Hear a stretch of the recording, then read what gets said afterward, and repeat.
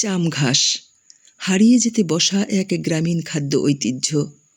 রংপুর অঞ্চলে চাম ঘাস নামে পরিচিত এই উদ্ভিদটি একসময় গ্রামীণ মানুষের অতি পরিচিত একটি সবজি ছিল। বাংলাদেশের বিভিন্ন অঞ্চলে এটি ঘেট কচু, ঘেরা কচু, খারকুন, খারকান, ঘেট ওল, ঘেট কোল ইত্যাদি নামে পরিচিত। উদ্ভিদতাত্ত্বিকভাবে এটি কচু পরিবারের সদস্য।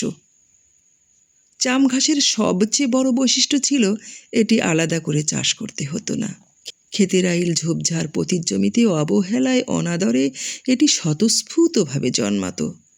ফলে দরিদ্র ও নিম্নবিত্ত গ্রামীণ মানুষের কাছে এটি ছিল সহজলভ্য, বিনামূল্যের এক পুষ্টিকর দেশীয় খাদ্য।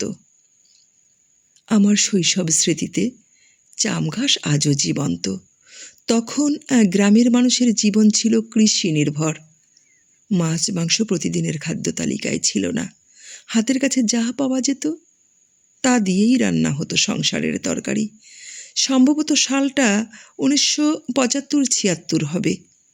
আমার এক সম্পর্কীয় নানি চাম ঘাসের রান্নায় ছিলেন অসাধারণ দক্ষ। তিনি প্রায়ই চাম ঘাস সংগ্রহ করতেন, তারপর খুব যত্ন করে ধুয়ে কুচি কুচি করে কেটে হালকা করে সেদ্ধ করে নিতেন। সেদ্ধ হবার পর উড়ুন নিশ্চয়ই আপনারা চিনবেন। রংপুর অঞ্চলে একসময় ধান ভনা হতো উড়ুন গাইন দিয়ে, যদিও বর্তমানে এটিও বিলীন। সেই উড়ুনে ছেঁচে তার সঙ্গে টাকি মাছের শুটকি মিশিয়ে মাটির চুলায় ধীরে ধীরে কষিয়ে রান্না করতেন।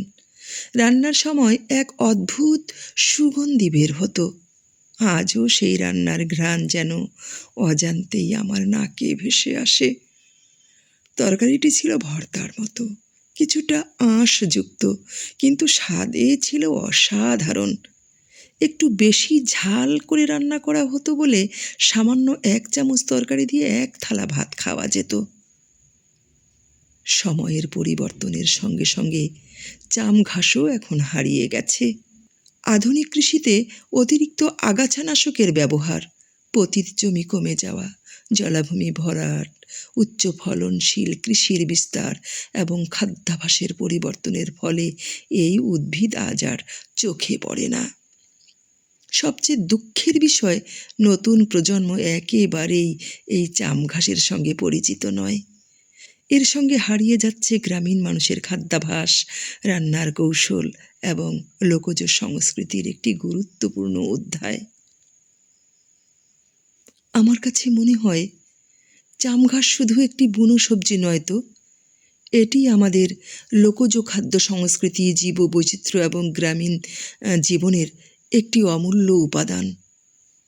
তাই আগামী প্রজন্মের কাছে একে তুলে ধরা কর্তব্য বলে মনে করি। ধন্যবাদ সবাইকে।